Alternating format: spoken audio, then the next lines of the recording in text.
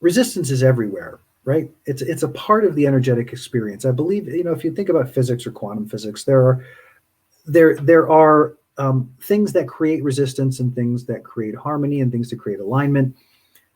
Resistance is a natural part of the universe in some sense. It's that thing that helps us clarify. But I want to take resistance to a different place. I want to change our perception of that if we can. In the law of attraction, they talk about contrast, and I like contrast a much better thought process than resistance. Contrast can become resistance if we do not remain conscious in the contrast. So what is this contrast thing? So this is that idea that we're always striving to understand more of what we want. We want to know what we want to feel, what we want to create, the kind of life we want to have. And oftentimes, and in many cases, we may not be clear about that. Or we may be struggling because we think we're clear, but in our effort to get there, we're not getting there. And so the contrast becomes sort of this little bit of a rub. It's a rub that helps us to identify what we don't want. And you say, well, that's weird. Why would I do that? Well, it seems to be part of the human experience is that it's much more challenging to understand what we want as opposed to understanding what we don't want as a starting point.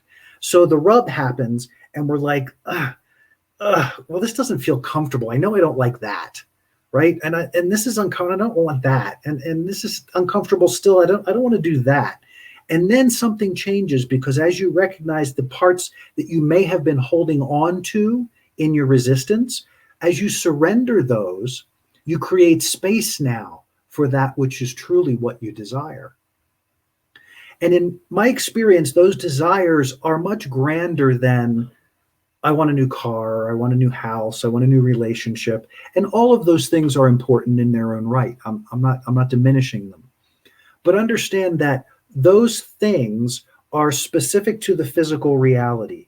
And so because they're specific to the physical reality, the creation of them still requires us to break down the things that are between us and it. Because see, the desire for that new car or the desire for that house is more about the feeling that it's going to create in the having of it. And the interesting part is that when you get so fine-tuned into the thing that you want, there's nothing wrong with that. But understand that if you fine-tune into something that is in opposition in some way to your perception or belief system, you're going to have to change that in order to get to the thing that you're so specifically wanting. And sometimes that's harder to do than being more general about what you desire.